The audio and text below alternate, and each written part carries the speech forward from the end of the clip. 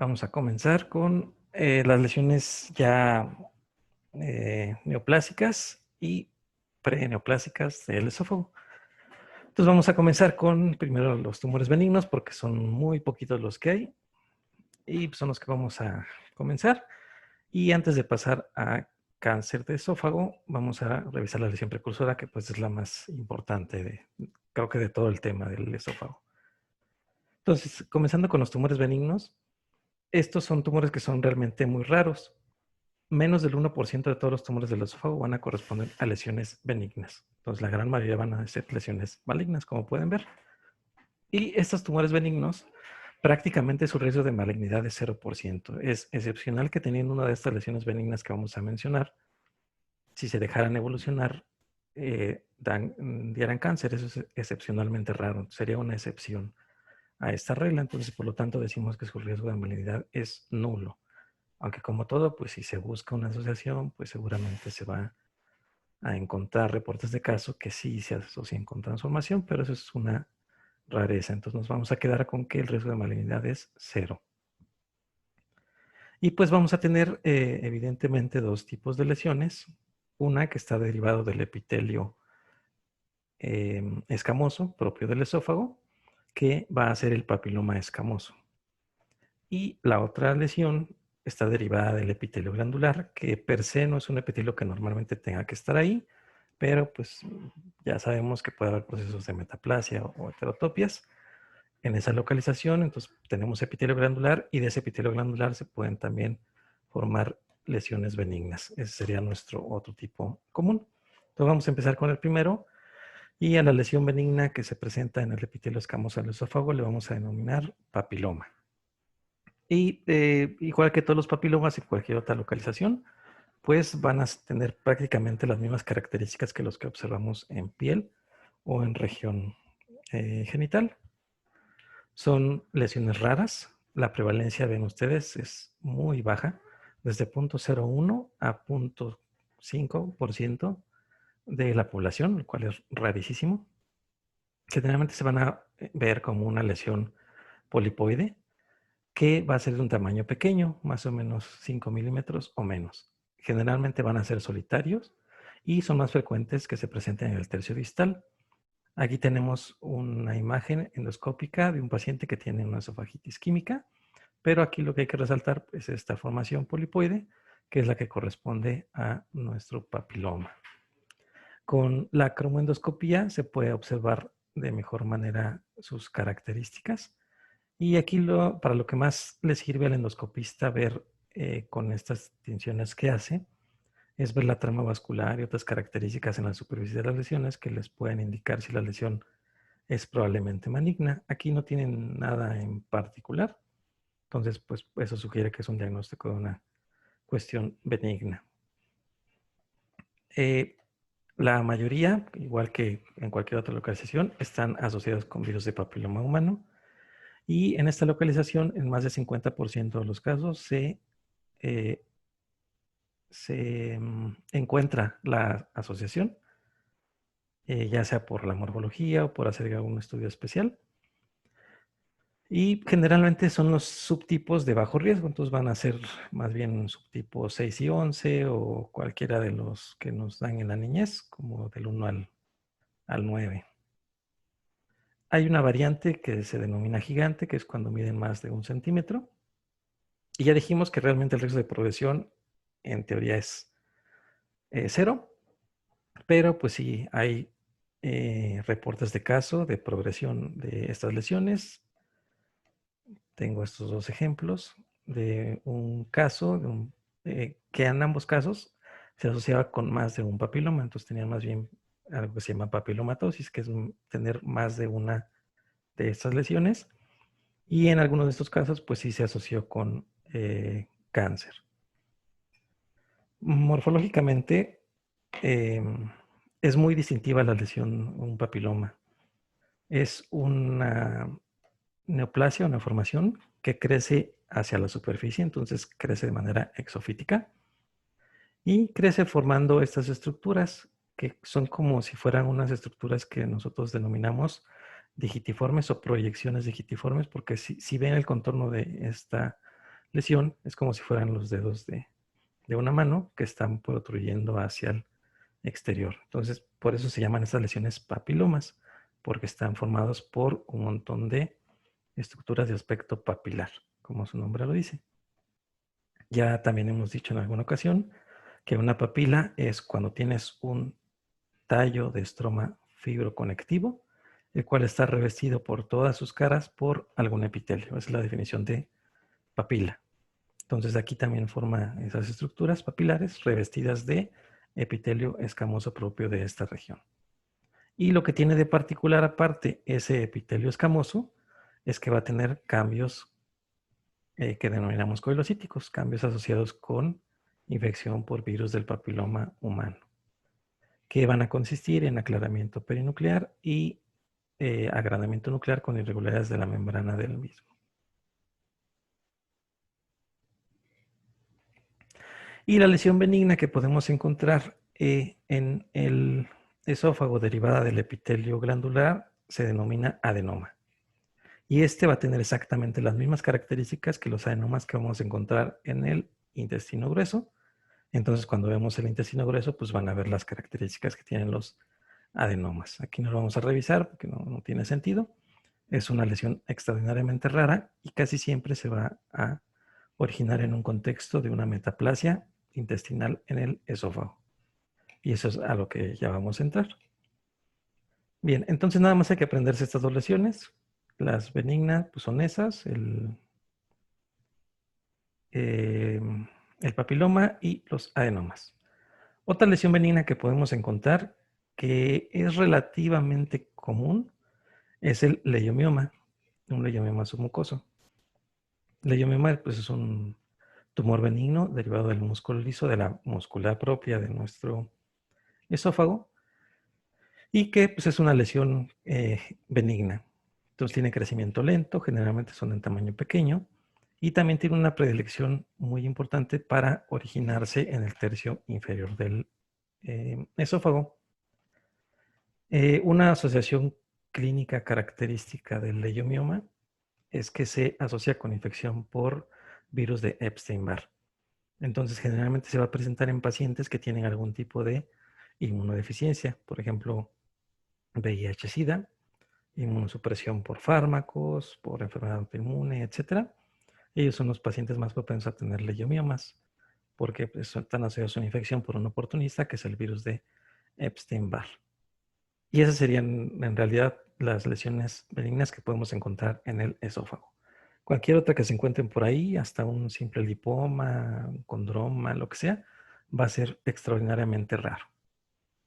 Entonces por eso no vamos a revisar todo lo que nos podemos encontrar ahí.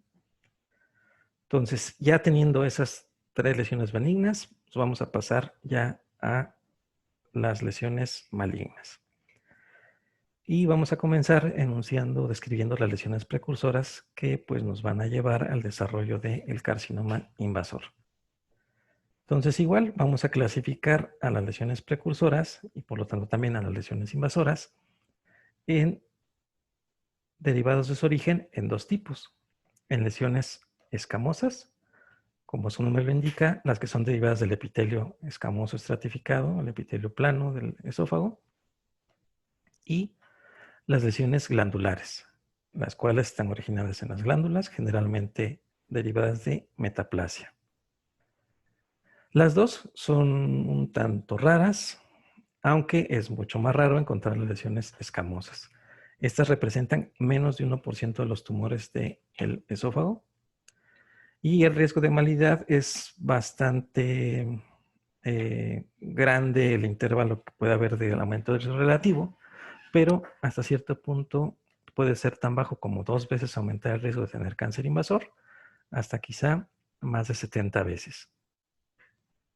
Y las lesiones escamosas precursoras que describimos aquí es la que llamamos neoplasia intraepitelial escamosa esofágica o el carcinoma in situ pagetoide difuso. Esas son las dos lesiones precursoras escamosas que vamos a encontrar en el esófago.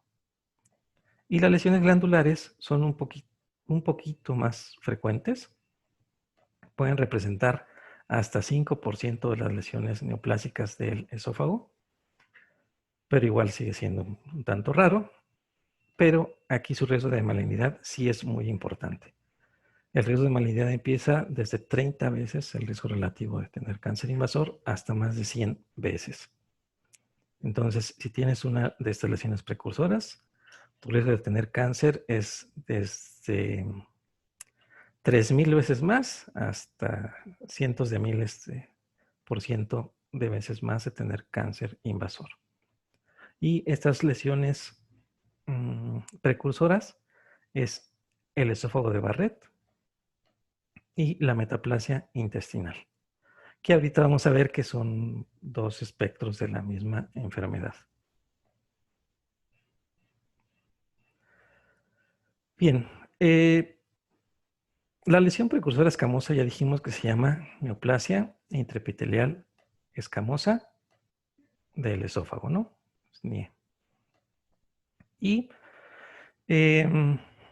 esta lesión va a seguir el modelo de progresión que ya hemos revisado en algunas ocasiones, que denominamos modelo de progresión de Fogenstein. Déjenme les anoto el nombre.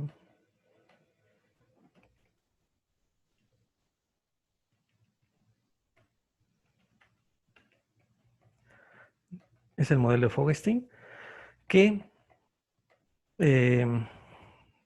lo que nos dice es que para que pases de un epitelio normal a un carcinoma invasivo, tenemos que tener una serie de pasos que van siendo ordenados, consecutivos, y que se van a caracterizar por estar acumulando mutaciones y lesiones en los epitelios en que se originan. Y es un modelo de progresión que, como se me lo dice, es progresivo. Entonces, si se dejan a libre evolución estas lesiones, naturalmente va a progresar hasta las lesiones que van estando arriba en este modelo. Entonces, todo empieza con un esófago normal, que como ven, pues es un epitelio plano, estratificado, que tiene una capa basal aquí bien delimitada, que se ve de color como más oscuro, y tiene un crecimiento organizado. A eso le decimos que madura. Cuando tenemos un proceso inflamatorio en el esófago, como es la esofagitis, y sobre todo en cáncer, tanto para el escamoso como el glandular, el principal factor causal de esta esofagitis es el ácido clorhídrico, entonces por reflujo prácticamente. Entonces ya aquí vemos que hay fenómenos de hiperplasia del epitelio. Lo notamos porque en lugar de estar en esta distribución, tiene esta distribución como formando como crestas y surcos, ¿no? ¿Y por qué ocurre eso? Porque las células empiezan a dividirse, entonces tienes más número de células, pero que tienen que ocupar un mismo espacio. Entonces, ¿qué hace? Se empieza a plegar. Algo así como las vellosidades del intestino. Así tienes mucho más superficie de absorción en el caso del intestino. Aquí tiene mucho más superficie para poder vivir de una manera adecuada estas células ocupando el mismo espacio. Entonces tenemos ese fenómeno como de formación de crestas y surcos, que eso va a ser una hiperplasia. Además, si esta esofagitis persiste, pues lo que está forzando, como lo hemos visto, es que las células se estén dividiendo. Entonces, estás forzando a que más células entren en división celular y que entren de manera más rápida porque tienen que estarse regenerando por el daño que se está ocasionando.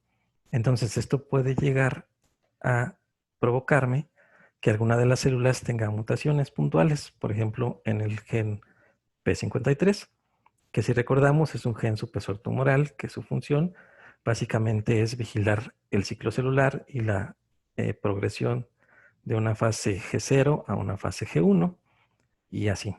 Entonces, si nuestro genoma está bien, sin alteraciones durante la división celular, TP53 permite que avance el ciclo celular y que haya duplicación o replicación del material genético y por lo tanto la célula se divide y tenga su célula hija, ¿no? En cambio, si hay una mutación en este gen y ocurre otra mutación o daño al material genético, P53 al estar mutado no va a ejercer esta función. Entonces va a permitir que siga el ciclo celular y que la célula se divida aún teniendo errores en su material genético. Y esos errores en el material genético se van a transmitir a su descendencia y pues nos van a empezar a causar problemas. Se van a asociar con otras mutaciones o va a proliferar sin control la célula, etc. Entonces ahí empezaría la progresión tumoral. Entonces de una esofagitis, si se permite eso, vamos a pasar a una neoplasia intraepitelial que le vamos a denominar primero de bajo grado. En esta lo que va a ocurrir es que ya va a haber cambios displásicos, es decir, ya va a haber datos morfológicos de que tenemos células que ya tienen mutaciones genéticas y que están proliferando. Entonces, además de tener el crecimiento de este papilar que estamos viendo aquí, vean cómo la capa basal ya se ve aquí más gruesa. Ya esta línea que se ve aquí de un cierto grosor, que ocupa menos del tercio inferior del epitelio, aquí ya va empezando a abarcar ese tercio inferior del epitelio. Entonces, esto ocurre porque ya se están empezando a acumular mutaciones adicionales. Aquí como ejemplos tenemos pérdida de heterocigosidad en estas localizaciones, 3p14, 17q25. Esos son los genes involucrados. Entonces vamos empezando a acumular mutaciones. Entonces, si seguimos con nuestro mismo estímulo nocivo, que en este caso sería la esofagitis, siguen proliferando las células sin control, van a empezar a seguir acumulando mutaciones. Aquí tenemos como ejemplo su expresión de ciclina de 1 y pérdidas de la heterocigosidad en 3p21, 9p31, etc. Entonces, los cambios displásicos ahora, en lugar de abarcar nada más un tercio de mi epitelio, van a empezar a abarcar más allá de ese tercio del epitelio. Recuerden que en alto grado juntamos lo que llamamos displasia moderada y displasia severa. Displasia moderada es que los cambios displásicos en las células epiteliales abarcan hasta 66% del epitelio, o sea, 2/3. Y cuando abarca más de 3/3, más de esos 2/3, o sea, los 3/3, le denominamos displasia de displasia severa. Tanto displasia moderada como displasia severa se clasifican como displasia de alto grado.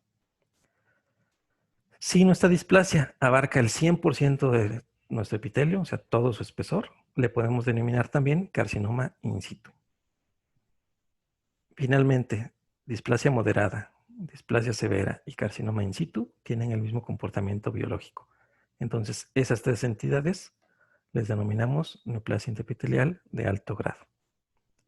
Y ya que tenemos esa neoplasia intraepitelial de alto grado, ya el último paso que se requiere para completar esta transformación, pues es la invasión. Entonces se van a acumular nuevamente más mutaciones adicionales y esto ya le va a brindar a la célula armas para que pueda proliferar sin control, para que sea capaz de destruir las láminas basales, infiltrar el estroma, alcanzar estructuras vasculares, neurales, etcétera, y poder diseminar. Entonces aquí como ejemplos tenemos amplificación del gen CEMIC, del factor de crecimiento epidérmico, de la ciclina de 1, etcétera, etcétera, etcétera. Entonces tenemos más mutaciones adicionales que ya le dan la capacidad de invadir a esta lesión y diseminar. Entonces ese es el modelo de Fogenstein.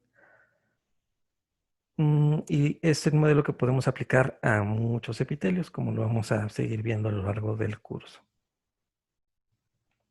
Aquí está a todo color. Y vean cómo se observa muy bien todas esas características. A ver, ¿quién me dice qué es esta figura?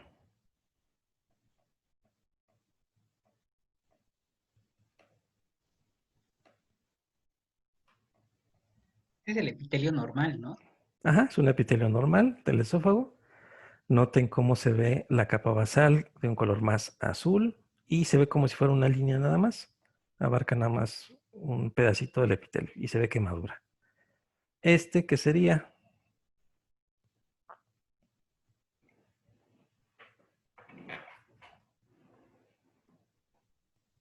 ¿Ya empezaría a existir un proceso inflamatorio? Mm, ya hay inflamación, pero no es lo que representa la figura. ¿O neoplasia intraepitelial de bajo grado? Neoplasia de bajo grado.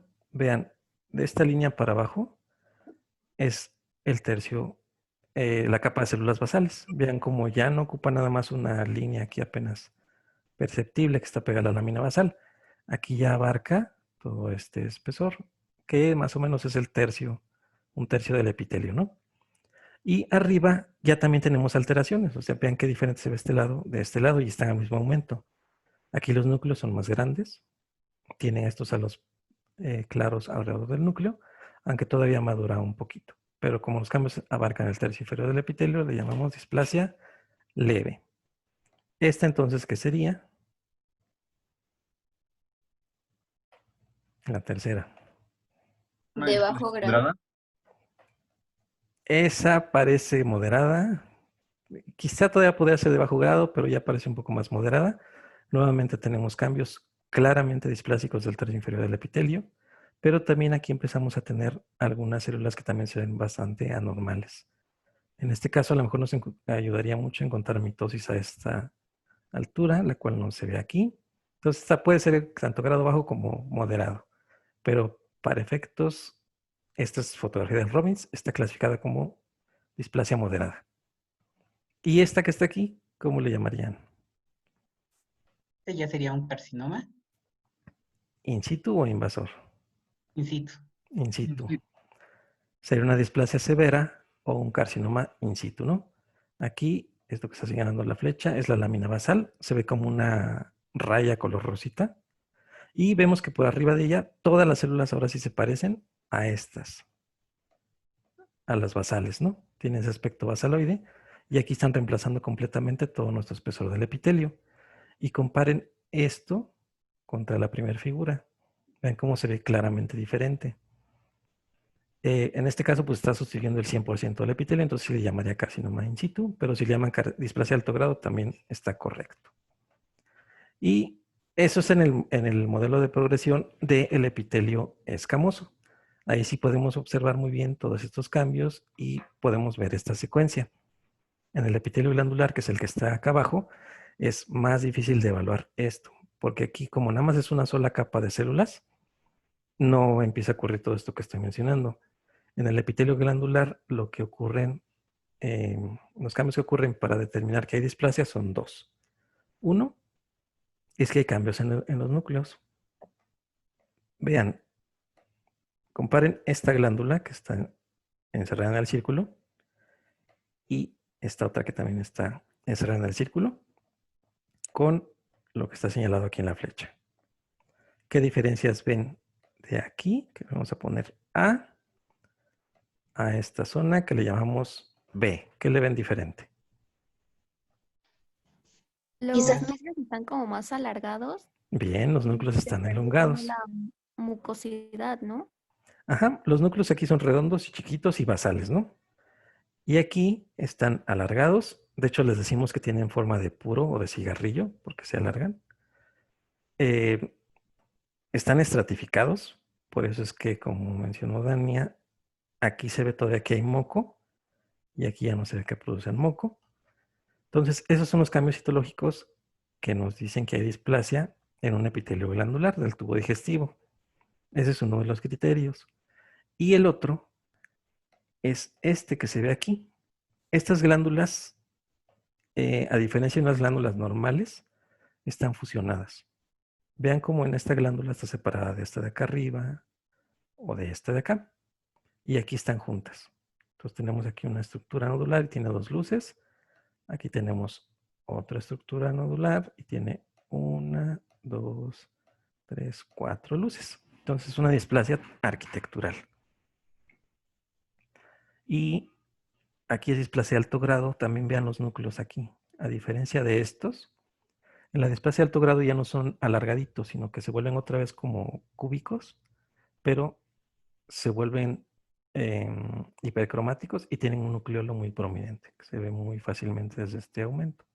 Entonces es una displasia leve, la que está a la izquierda, y una displasia severa, la que está a la derecha. Bueno, eso ¿Cuál lo era voy el a pasar. segundo criterio, doctor, entonces? ¿El segundo qué? El segundo criterio, porque el primero era núcleos alargados, pero el otro, ¿cuál era? Para displasia de alto grado es que los núcleos, en lugar de ser agrandados, son cúbicos, con nucleolos prominentes y tampoco hay maduración, o sea, no se produce mucina y se estratifican. Y además, en la displasia de alto grado hay anomalías arquitecturales.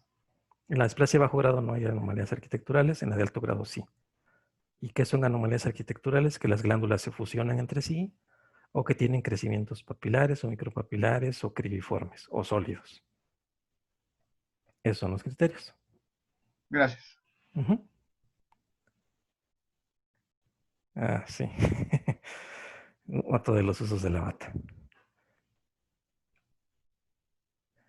Bien, entonces, de la lesión intraepitelial escamosa, pues no vamos a repasar ninguna otra cosa. Casi siempre es un hallazgo nada más de que se encuentra en pacientes que tienen reflujo, se les hacen las biopsias aleatorias y se identifican los focos de displasia. Y ya vimos que es muy raro, menos de 0.5% de las lesiones. La lesión que sí es más prevalente es la lesión precursora de los carcinomas del epitelio glandular, que es el denominado esófago de Barrett. Entonces, el esófago de Barrett es la lesión precursora del adenocarcinoma del esófago.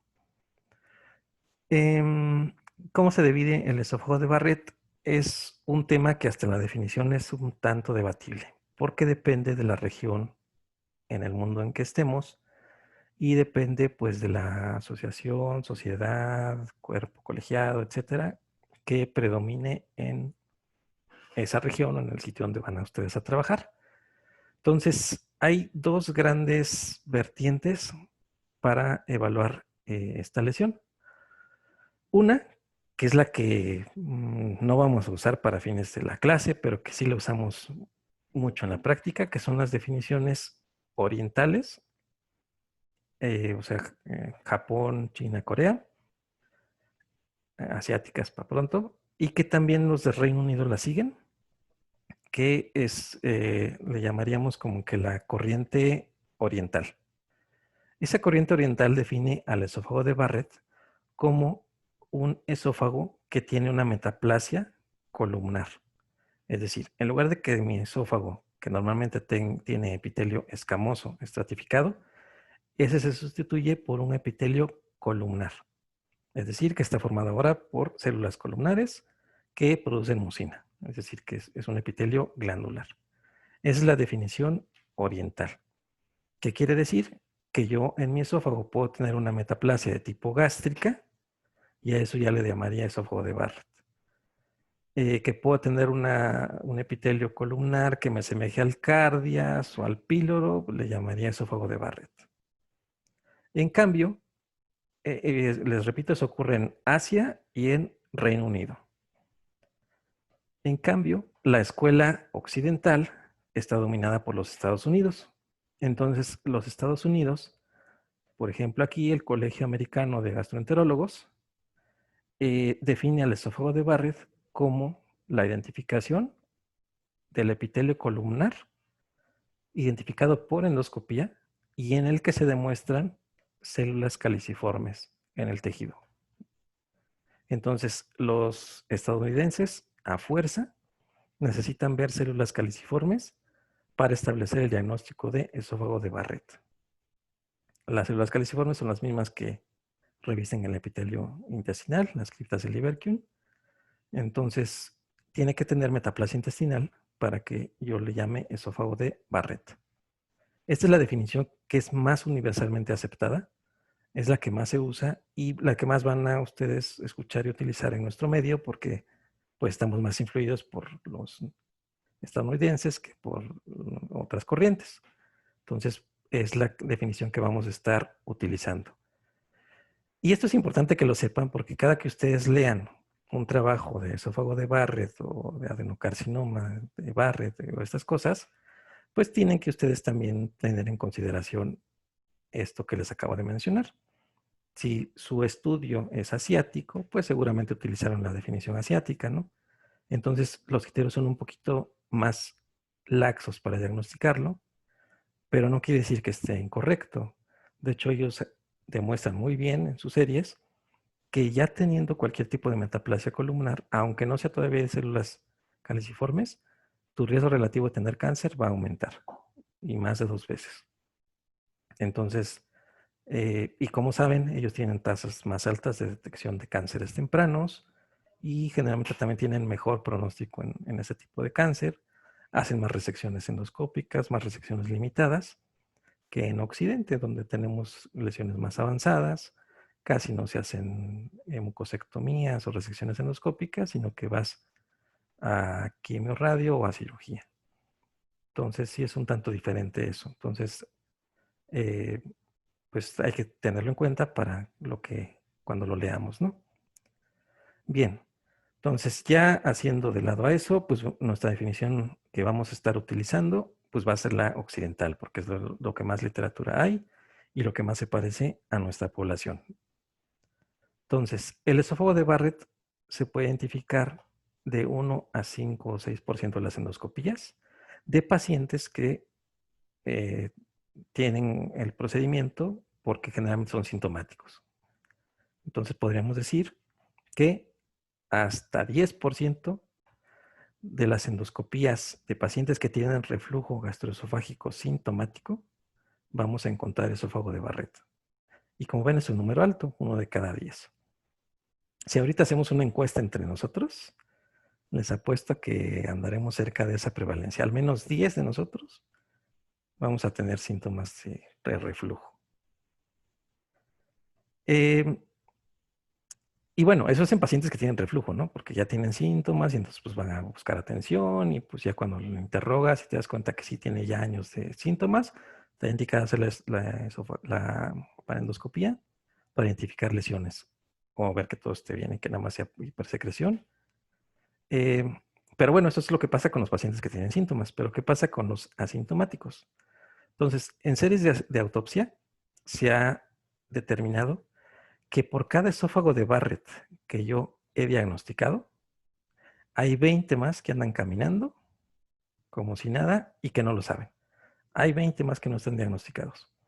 Y esto es porque nuevamente, aunque muchos pacientes tengan o tengamos reflujo, muy pocos son los que son sintomáticos. Y solo aquellos que son sintomáticos son los que se les hacen los estudios de extensión, la endoscopía. Y lo que se postula como el modelo de progresión, pues es lo que acabamos de ver, es el mismo modelo de Hohenstein. Reflujo crónico me da lugar a una esofagitis, una lesión. Me va a dar lugar a un fenómeno de metaplasia, porque para resistir el ácido clorhídrico es más resistente a mi epitelio intestinal que mi epitelio plano estratificado. Entonces cambia a ese epitelio intestinal y si sigue o persigue el estímulo nocivo, pues me va a desarrollar cáncer. El mero hecho, nada más, de tener reflujo sintomático, aumenta mi riesgo relativo de tener cáncer de esófago desde 7 veces, que es un montonal, hasta más de 43 veces. Entonces, como ven, nada más tener reflujo sintomático aumenta nuestro riesgo de tener cáncer de esófago. Y ya en un paciente que ustedes tienen bien demostrado su diagnóstico de esófago de Barrett, el riesgo de malignidad de estos pacientes, o sea, el riesgo expresado en porcentaje de tener cáncer, puede ser cerca de 1% por año. Es decir, supónganse que ustedes tienen a un paciente que tiene 50 años. Lo interrogan y él tiene reflujo clínico, diagnóstico de esófago de Barrett, hecho hace 5 años. Entonces, ahorita, al día de hoy, tiene 5% de probabilidades de tener cáncer. Y si ustedes lo siguen en el tiempo, por 10 años, en 10 años, él ya va a tener 15% de probabilidades de tener cáncer de esófago. Y así, la tasa de progresión es esta, cerca de 1% año. ¿Y qué más? Ya habíamos dicho que la mayoría de estas lesiones, incluido el reflujo, van a ser clínicamente silentes, no nos vamos a dar cuenta, solo 10% son sintomáticos. Por lo tanto, esto hace que se haya calculado también que generalmente el esófago de Barrett se va a diagnosticar entre 10 y 20 años después de que el paciente inició con los síntomas de reflujo. ¿Y cómo se ve el esófago de Barrett? Pues nuestro esófago de Barrett se va a ver así. Esta es una vista endoscópica de nuestro esófago que se ve del color blanco, aperlado, que semeja mucho la piel. Y noten el contraste con todas estas áreas que se ven en color rosa. Característicamente se dice que estas placas o lengüetas son de color rosa salmón. Y pues sí, más o menos se ve como ese color de la carne del salmón. Entonces vean cómo se ve de este color como rosita, todo parejito. Que eso remeda mucho a la apariencia que tiene el intestino delgado y el intestino grueso. Bien, ¿tienen alguna pregunta hasta acá? No, doctor. No, doctor. Doctor. Bien. Entonces, también se ha postulado que el riesgo de progresión del esófago de Barrett hacia un carcinoma tiene que ver con qué tan extenso es el problema. O sea, igual suena muy lógico, pero no es lo mismo un paciente que tiene lesiones focales, el riesgo de progresión, que un paciente que tiene muchísima enfermedad. Entonces se ha clasificado el esófago de Barrett hasta como en grados, ¿no? Entonces aquí partiendo de nuestra unión esófago-gástrica verdadera, que sería esta línea que está aquí representada, pues de ahí tenemos que ver hasta dónde llega nuestro esófago de Barrett. O sea, esta nueva transición o esta nueva línea de unión escamocolumnar. Si esta lesión está antes de 3 centímetros o dentro de los primeros 3 centímetros de la verdadera unión esófago-gástrica, se le llama esófago de Barrett de segmento corto. Y si la lesión mide más de 3 centímetros de longitud o está aproximadamente más de 3 centímetros de nuestra verdadera unión esófago-gástrica, le vamos a llamar esófago de Barrett de segmento largo. Y hay una variante que es aquel que está a menos de 1 centímetro de la unión escamocolumnar, lo cual le vamos a llamar esófago de Barrett de segmento ultra corto. Entonces, aquí es lo que les mencionaba la clase pasada, o hace 2 clases, la importancia de saber muy bien en centímetros a dónde esperamos encontrar normalmente la unión escamocolumnar. Y entonces, pues así nos podemos dar una idea de qué tan extenso es mi problema. De todos modos, les digo que el endoscopista nos debe referir, pero no está de más saberlo. Entonces, por ejemplo, si ustedes leen un reporte de endoscopía y el endoscopista nos dice que él observa el pinzamiento diafragmático a los 39 centímetros de la arcada dentaria y identifica la unión escamocolumnar a los 35 centímetros de la arcada dentaria. Que vean una mucosa que es de un color rosa salmón, que es muy sugerente de esófago de Barrett. Entonces, en este ejemplo tendríamos un esófago de Barrett de segmento largo, porque tenemos desde los 39 hasta los 35, dije, son 4 centímetros. Entonces, pues ya pasa los 3 centímetros, sería un esófago de Barrett de segmento largo. Sí les queda claro, ¿verdad? Sí, doctor. Sí, doctor. Sí, doctor. Entonces, pues, siempre hay que tener cuidado con lo que nos diga el endoscopista con las medidas.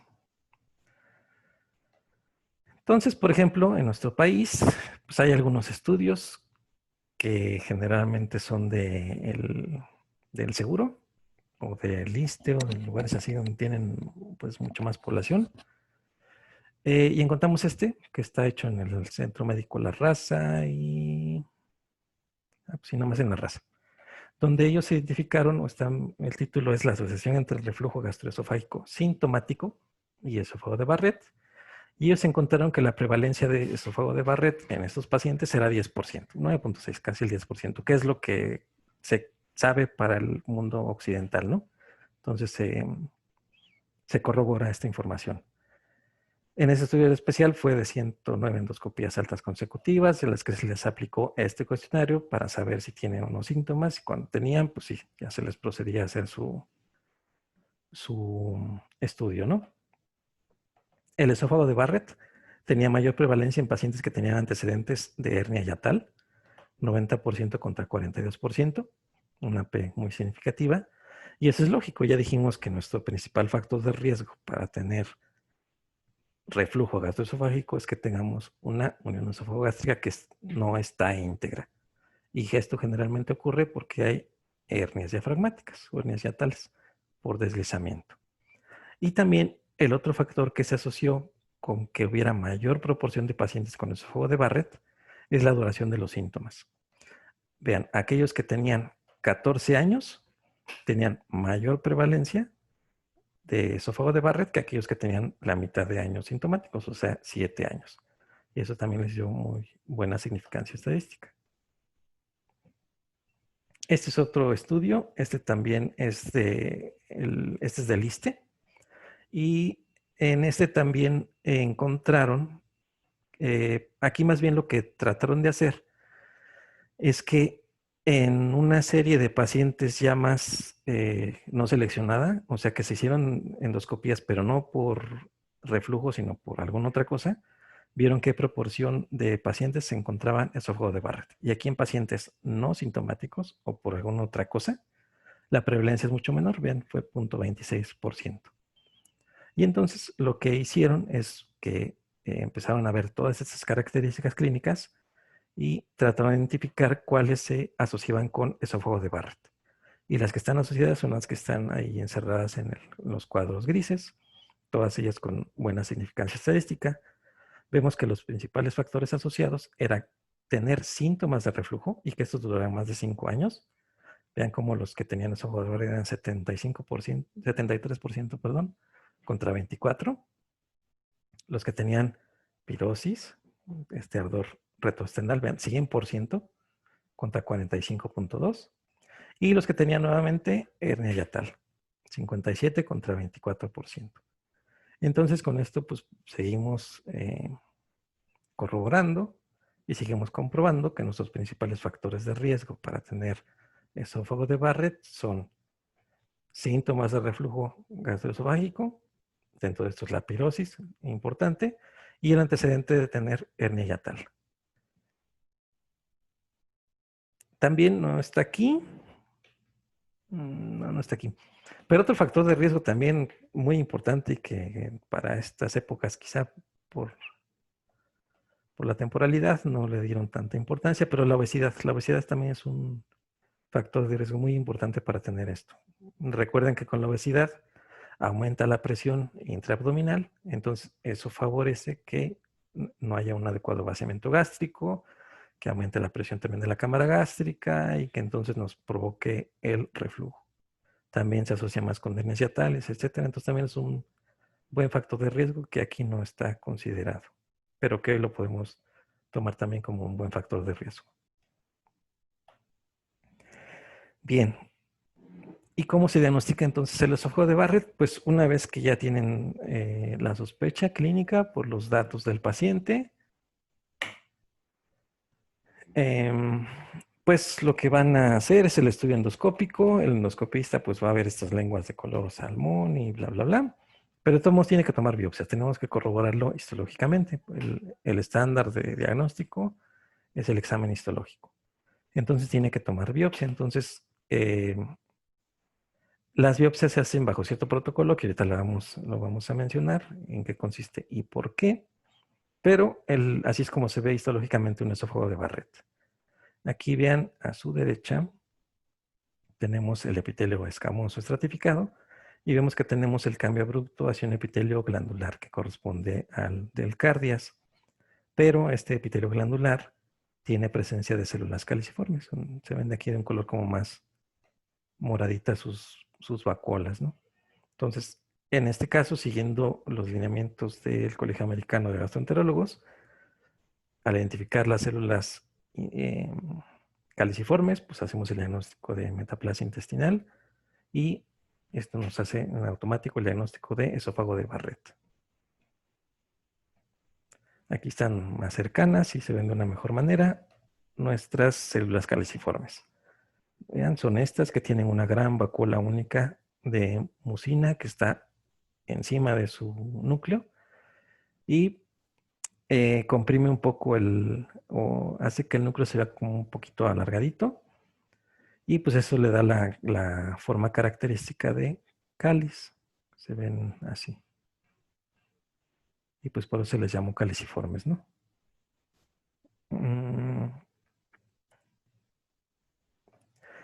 Hay veces que pudiera tenerse un poco de problema para diagnosticar esa metaplasia intestinal porque resulta que a veces las células del epitelio gástrico tienen vacuolas un poquito más chicas como estas que se ven acá. Entonces, a veces remedan a las células caliciformes. Entonces, cuando tenemos duda diagnóstica, podemos hacer varias cosas para identificar si son o no células caliciformes. Una de ellas es hacer tinciones especiales para mucinas. Y lo que hacemos es una tinción dual que se llama PAS con azul alciano. Les escribo lo del anciano. Allá.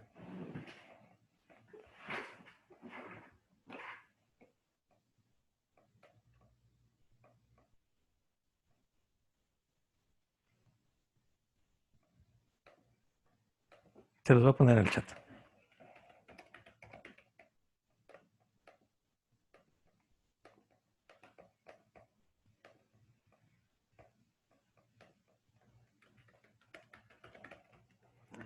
Azul alciano con PAS. El PAS ya saben que es ácido peryodado de Schiff. Ay, esta cosa es perio. Miren, no sabía que tenía autocorrector el zoom. Ahí está. Entonces lo que se hace es una tinción doble donde utilizas ácido alciano y PAS. El PAS, si recuerdan, marca de color rosa o rojo las mucinas neutras o las mucinas básicas. Entonces es la mucina que esperamos encontrar normalmente en el estómago. Y si hubiera un fenómeno metaplásico en el esófago, serían mucinas básicas o neutras. A estas mucinas también se les llama mucinas sialiladas, porque tienen muchos grupos sialil. En cambio, las células caliciformes marcan de color azul con el ácido, con el azul alciano, perdón. El azul alciano lo que identifica son mucinas de tipo ácido o mucinas que están sulfatadas. Entonces, aquí en esta tinción, como lo que estamos viendo es que marca bastantes células de color azul, están siendo positivas al azul alciano, yo infiero que son mucinas ácidas, y las mucinas ácidas son características del intestino grueso o del colon o del intestino en general. Y se dice que estas son mucinas sulfatadas. Entonces, nada más haciendo esta tinción tan simple, podemos determinar rápidamente si en realidad es una metaplasia intestinal o no. Igual se los voy a poner aquí en el chat para que no se les olvide. Entonces, azul alciano son ácidas y son sulfatadas. Ahí está. Y las que son PAS positivas son mucinas neutras o base y son sialiladas, más semejantes a las de la saliva. Entonces, así de fácil podemos hacer la identificación de las células caliciformes. Este nada más es para explicarles nuevamente lo de las células caliciformes, que aquí están. Pero también quiero que vean otros dos tipos de células. Esta que se ve aquí, ¿alguien tiene idea de qué célula es? O esta. O esta. O esta. ¿Alguien sabe qué es?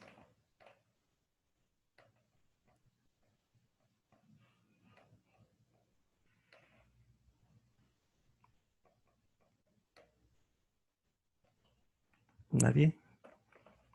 ¿Ven que son de color como rojo? Y que tienen como gránulos en su citoplasma. Entonces son células que tienen gránulos secretores y que las secretan hacia la luz de las glándulas y contienen enzimas que degradan cosas. Entonces son células de Panet. Las células de Panet también son células características del epitelio intestinal, entonces no tendría nada que hacer aquí. Y el otro tipo de célula que se observa, que aquí no voy a poder demostrárselos porque está difícil hacerlo en una fotografía y no en un microscopio, pero bueno, me van a tener que creer que estas son de epitelio absortivo. Entonces, esas tienen microvellosidades en su superficie. Esta se le ve un poquito más, pero no lo van a alcanzar a notar, pero créanme que tienen epitelio absortivo.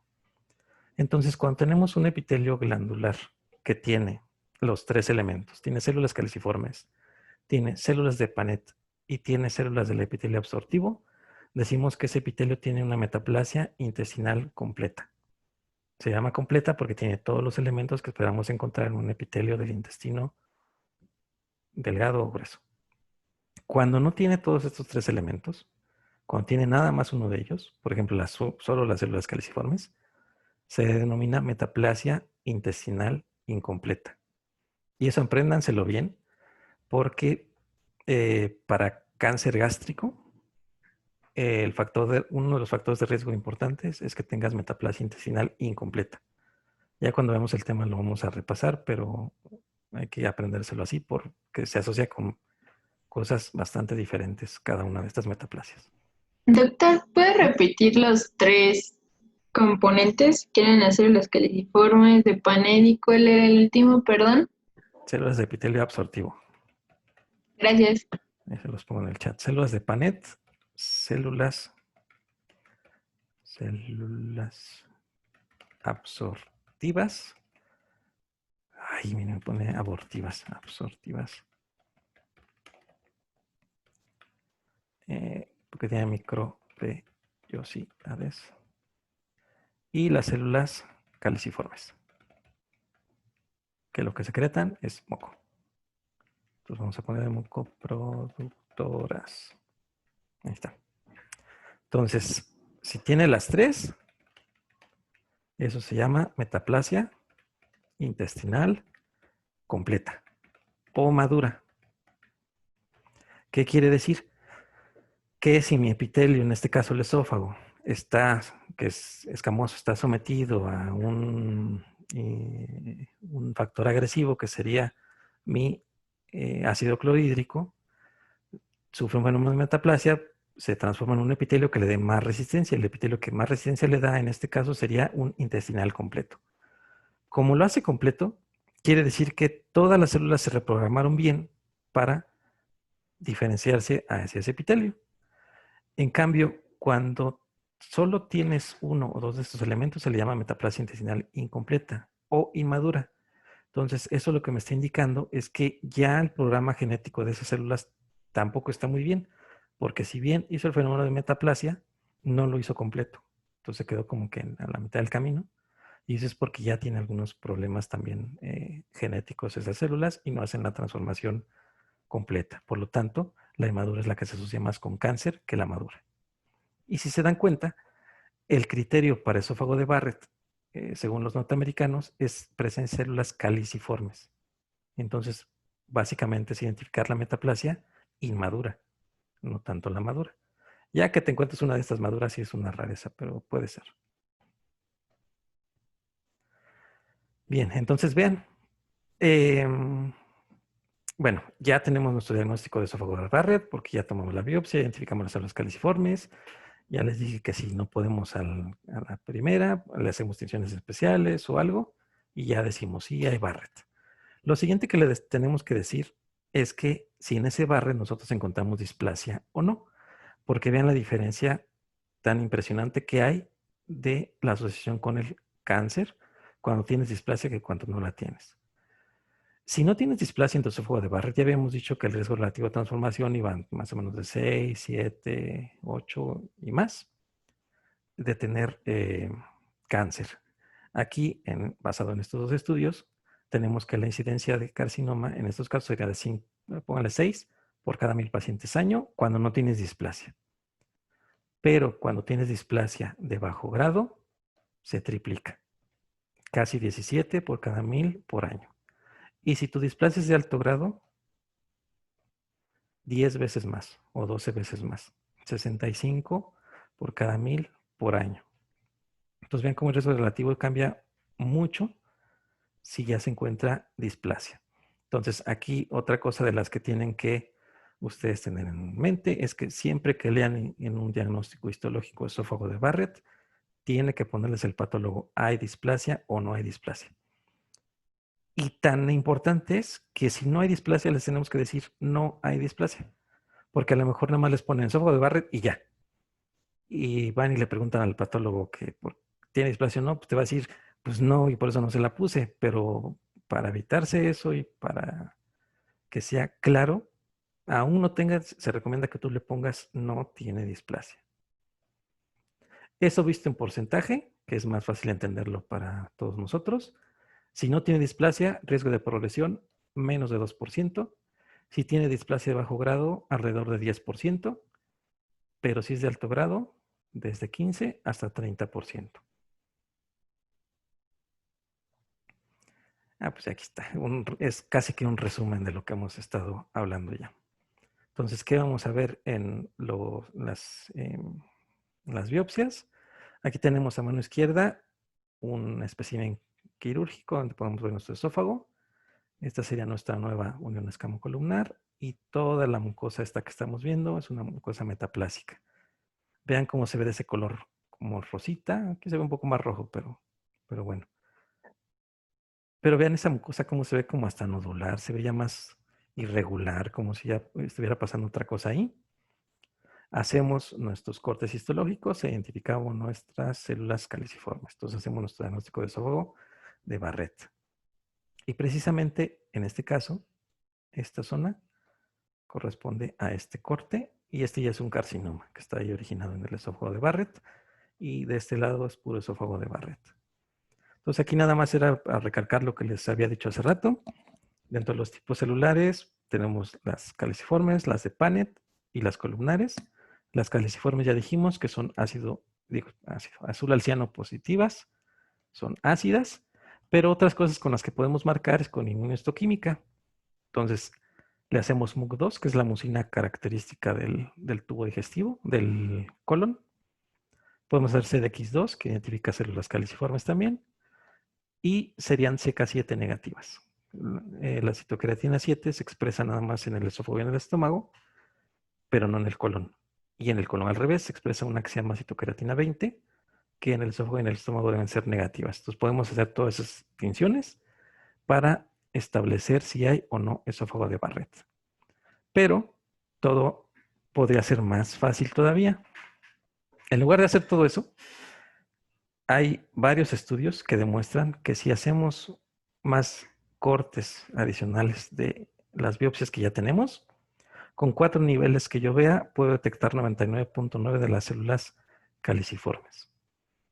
Eso está en este artículo del New England. En esa revisión nos establece eso, que a veces es mejor nada más hacer más niveles que pedirle todas las cosas que les estoy diciendo que se hagan. Pero ahí sí ya depende mucho de los patólogos y de los laboratorios. Bien. A ver si hay otra cosa aquí.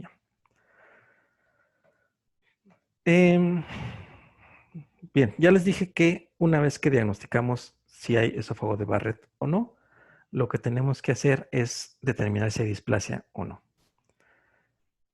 Establecer la displasia en el esófago de Barrett es difícil. La concordancia interobservador para diagnosticar displasia en el esófago de Barrett es malísima. Es por ahí de una capa de 0.3. O sea, quiere decir que nuestro acuerdo entre patólogos es malo. Si la biopsia la revisa un patólogo especialmente entrenado en esta área, como puede ser un patólogo gastrointestinal o un patólogo oncólogo, su concordancia aumenta hasta casi 0.6, pero también se acerca apenas al bueno.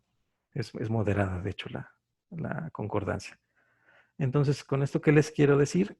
Que es bastante difícil establecer el diagnóstico de displasia en esófago de Barrett, porque este epitelio, igual que el del estómago, es un epitelio que no es tan uniforme como en otras áreas del tubo digestivo. Porque a diferencia de otras áreas del tubo digestivo, aquí en el estómago tenemos 3 capas de muscular propia, no 2, como en el colon. En el esófago tenemos, cuando tienes reflujo, se duplica la muscular de la mucosa. Entonces, hay varias cuestiones que hacen que se vea diferente la arquitectura. Y también por el mismo proceso inflamatorio crónico que tienes por el reflujo y todo esto, la inflamación que hay per se provoca cambios nucleares que semejan mucho la displasia. Eso le llamamos atipia reactiva. Entonces, es muy difícil establecer este diagnóstico.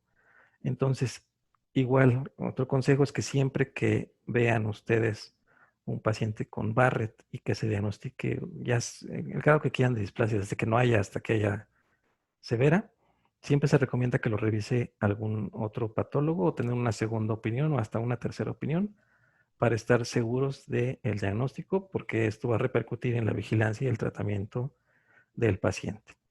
Entonces, dentro de las categorías que vamos a tener, tenemos negativo para displasia, tenemos una categoría que es indefinido, o sea que no puedo decir si eso es reactivo al proceso inflamatorio o ya es una displasia.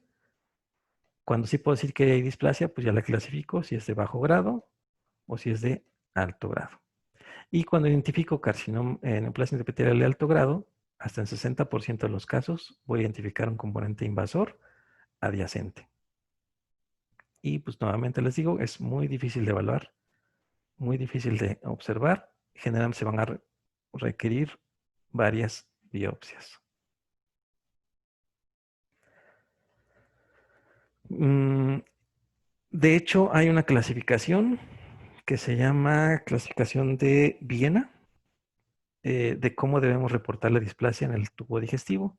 Y precisamente se hizo por eso, porque hay veces en que no es fácil escoger si es negativo o si es positivo. Entonces se creó una categoría especial que se llama indefinido para displasia, y dentro de ese indefinido incluso tiene subcategorías. Indefinido se favorece reactivo, indefinido se favorece displasia y así. Les decía que esto es muy importante saber si hay displasia o no, porque el seguimiento y el tratamiento del paciente va a diferir. Como ya vimos, cuando es negativo para displasia, su riesgo de progresión no es tan alto, es el que hemos visto 1 a 2% por año, es realmente bajito. Entonces ahí estaría recomendado nada más hacer vigilancia activa. Entonces cada 6 meses o cada año le repite su endoscopía de control al paciente. Entonces si lo vas haciendo así durante los años consecutivos, pues es más probable que detectes lesiones tempranas a tiempo y sea tratable. Una displasia, un negativo para displasia, pues lo tratarías controlando el reflujo. Entonces darían sus inhibidores de la bomba de protones, su procinético y la dieta y todo eso, ¿no? En cambio, si tienes displasia de bajo grado, su seguimiento del paciente debe de ser vigilancia endoscópica estrecha, pero ahí puede ser a 3 meses o a 6 meses repetir la biopsia. Estaría indicado que se revise nuevamente el caso por algún otro patólogo para tener otra opinión y estar seguros. Si se confirma que es nada más bajo grado, endoscopia de 3 a 6 meses, se le da su tratamiento para disminuir el reflujo, Y si la lesión es muy extensa, podría plantearse resecar la parte afectada, pero lo harían por endoscopía. Harían una resección endoscópica o una mucosectomía. Pero solo en casos que sea extenso. En cambio, si tienen una neoplasia intraepitelial de alto grado, hay que tratar, ese ya es una indicación para tratar la lesión. Entonces aquí ya no van a hacer vigilancia activa, sino que va a ir a tratamiento resectivo. Y generalmente se va a preferir hacer por vía endoscópica. Entonces van a hacer una mucosectomía, una resección endoscópica de esa mucosa. Se puede fulgurar la lesión, se pueden hacer varias cosas por endoscopía. Confirmar que nada más era de alto grado, que no hay un invasor y se hace una vigilancia estrecha. Si tienen diagnóstico de neoplasia de alto grado, pero hay sospecha de invasión o la lesión es muy extensa, ahí se recomendaría hacer una resección extensa de esa lesión o incluso hacerla en quirófano y hacer ya una esofagectomía ya más formal. Y evidentemente si tienes Barrett con displasia de alto grado e invasión, eso ya sería un adenocarcinoma originado en el esófago de Barrett y el tratamiento pues ya va a depender de la etapa, pero ya va a ser un tratamiento ya ahora sí oncológico meramente. Entonces es la importancia de establecer bien a bien si hay displasia o no y qué grado tiene. Y como ven, eso repercute en su seguimiento y en su tratamiento. Y con eso terminaríamos ya con las lesiones preinvasoras y pues lo que tenemos que tratar aquí de esófago de Barrett.